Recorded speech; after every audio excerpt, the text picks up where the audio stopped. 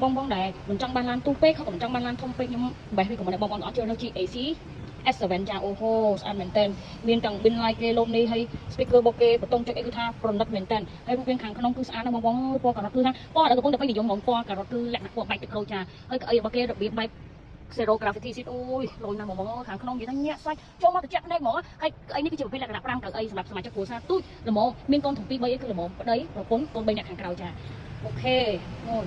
ឡាននេះមិនធំពេកមិនទូពេកទេគឺថាពេញនិយមមែនតើសម័យឥឡូវគឺបងអតិថិជនច្រើនគាត់មកឃើញគឺគាត់ឆ្លាញ់តែមកហើយមានអេក្រង់កំសាន្តនៅខាងក្រៅទៀតស្រាប់កូនគាត់នៅខាងក្រៅគាត់មានភាពធុញទ្រាន់មិនចង់គាត់មើលទូរស័ព្ទគឺអាចមើលអេក្រង់កំសាន្តបានចាហើយគាត់លេង enjoy អីនៅខាងក្រៅបានហើយ space ខាងក្រោយធំណាស់ហើយកៅអីនិយាយថាគឺអង្គុយជាមកគាត់មានទៅជើងតែម្ដងចាខ្ញុំអីបងនេះនំជើងវែងផងណាគាត់មានទៅអីលេងហើយយើងមានវាសុទ្ធជាខាងក្រៅអាចសេរីខ្លួនឯងអីបានមកអែមចាអត់មានអីពិបាកទេស្រួលមែនតើហើយ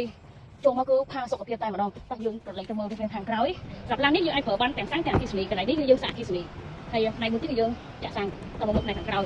របស់គេបឋមទលាដែរបងអូហូបើជិះមកគឺថាអាចដាក់វ៉ាលីប្តីប្រពន្ធកូន3នាក់បាន easy តែម្ដងហើយកន្លែងនេះបើសិនតែយើងតែយើងមិនដាក់វ៉ាលីអាចក្រាបពុកឲ្យកូនយើងដេកលេងពេលយើងទៅ picnic អីក៏បានដែរនិយាយទៅគឺថាទិញឡាននេះមួយគឺថាបានគ្រប់ជ្រុងជ្រោយចាចំណែកឯខែនេះគឺយើងកន្លែងចាក់សាំង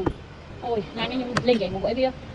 អគ្រប់សពបែបយ៉ាងទាំងកន្លែងអង្គុយទាំងកៅអីទាំង system ប្រព័ន្ធបើកបោអីគឺថាទំនើបទាំងអស់សម្រាប់បងមានតម្រូវការឡានប្រភេទ SUV លក្ខណៈគ្រួសារប្រភេទខ្នាតកណ្ដាលអាចតាក់ទងមកយក choice auto ឥឡូវនេះមានតែគ្រឿងក្នុងស្រុកបងមកមុនបានមុនមកមុនបានមុនព្រលឹកព្រលឹក